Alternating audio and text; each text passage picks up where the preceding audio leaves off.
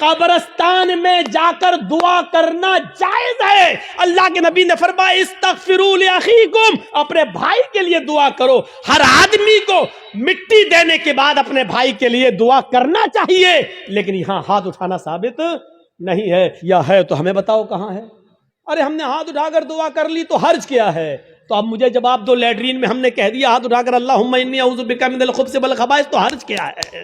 مجھے اتنا بتا دو. اذان کے بعد ہم نے ہاتھ اٹھا کر دعا مانگ لی، اشہد ان لا الہ الا اللہ، حرج کیا ہے؟ مجھے بتا دو.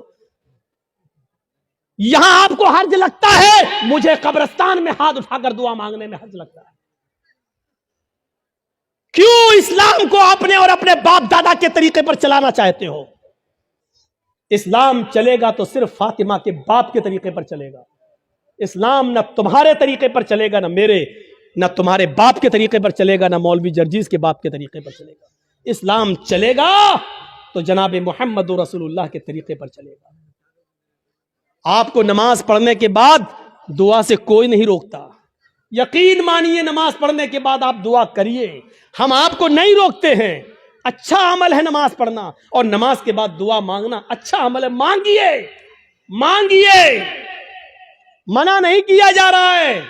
لیکن یہاں اللہ کے رسول سے ہاتھ اٹھا کر دعا مانگنا، اور نبی کے ہاتھ اٹھانے کے بعد صحابہ کا ہاتھ اٹھانا، اور نبی کا ہاتھ چہرے پر پھیر کر پھیرنا، اور اس کے بعد صحابہ کا بھی ہاتھ چہرے پر پھیر لینا، نبی کا دعا مانگنا اور صحابہ کا اس دعا پر آمین آمین کہنا، یہاں نماز کے بعد ثابت نہیں ہے. اس لیے آپ کو بھی ایسا نہیں کرنا ہے. اکیلے آپ جتنی لمبی دعا مانگنا چاہیں مانگیں. آپ کی بیٹی بڑی ہے، شادی کے رشتے آتے ٹوٹ جاتے ہیں، نماز کے بعد دعا مانگیے اللہ میری بیٹی کو کوئی دیندار رشتہ عطا فرما دے. آپ کی روزی روٹی میں برکت نہیں، اللہ مجھے میری روزی روٹی میں برکت دے. آپ کو جتنی دعا مانگنا مانگو. یہ 2 منٹ والی دعا کو رسم مت بناؤ میرے بھائی. امام صاحب نے کہا السلام علیکم ورحمۃ اللہ، السلام علیکم ورحمۃ اللہ، اللہم آمین آمین، پیچھے کر آمین آمین آمین آمین. ابے یہ کون سی دعا ہے؟ اور 2 منٹ میں لا الہ الا اللہ محمد رسول اللہ. 2 منٹ میں تیری بھی ضرورت پوری ہو گئی، 2 منٹ میں اس کی بھی ہو گئی. وہاں امام کہہ رہا اللہ میری روزی روٹی میں برکت دے، آپ کہہ رہے ہیں آمین. ارے فائدہ تو امام کا ہو رہا، آپ کا کیا ہو رہا ہے مجھے بتاؤ. وہ امام تو اپنی دعا کر رہا ہے. اب امام بیچارہ کنوارا ہے، شادی نہیں ہوئی ہے، امام کہہ رہا اللہ مجھے دیندار لڑکی عطا فرما دے، آپ کہہ رہے ہیں آمین. فائدہ تو امام کا ہو رہا، تمہارا کیا ہو رہا ہے؟ ارے امام اپنی دعا مانگے، تم اپنی دعا مانگو یار. امام کی اپنی ضرورتیں ہیں، تمہاری اپنی ضرورتیں ہیں. امام کا بیٹا بیمار ہے، اس کے پیٹ میں درد ہے، وہ کہہ رہا اللہ میرے بیٹے کو شفا عطا فرما. تمہارے باپ کو کینسر ہے، تم اپنی دعا مانگو اللہ میرے باپ کو کینسر ہے، اے اللہ میرے باپ کو شفا کاملہ اور عاجلہ عطا فرما. ارے امام کے ساتھ ساتھ تیرے آمین کہنے سے مخصوص دعائیں ہو رہی ہیں.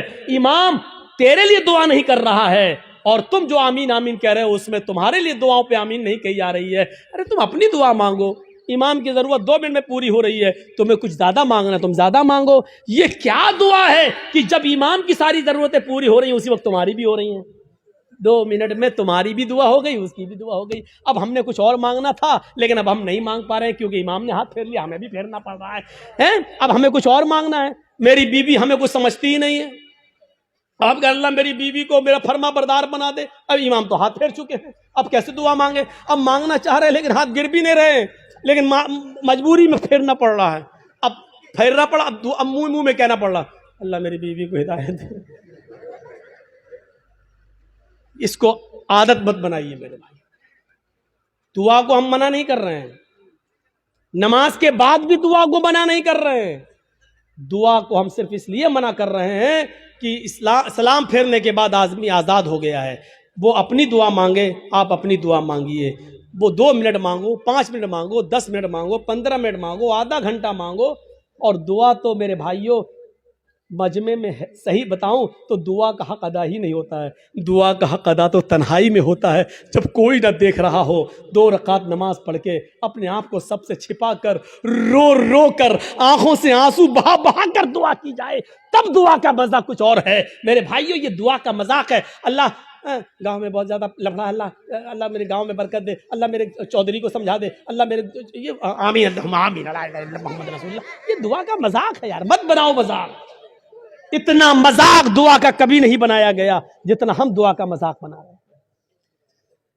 ہاتھ اٹھا کر بھی مانگ سکتے ہو لیکن اکیلے تنہا.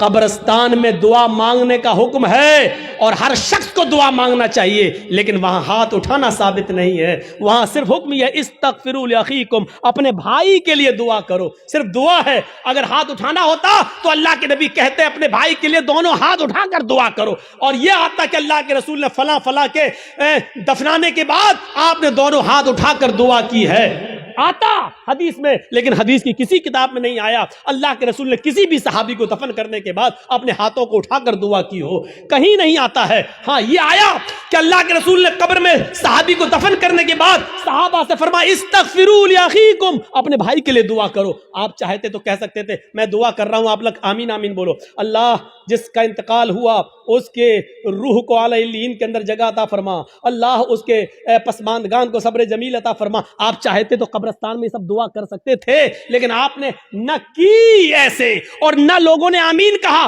بلکہ آپ نے سب کو حکم دیا کہ تم اپنے بھائی کے لیے دعا کرو. یعنی تم اپنی دعا کرو، ہم اپنی دعا کر رہے ہیں. دعا سب کریں لیکن الگ الگ کریں، اور ہاتھ اٹھانا یہاں ثابت نہیں ہے، اس لیے ہاتھ نہ اٹھایا جائے.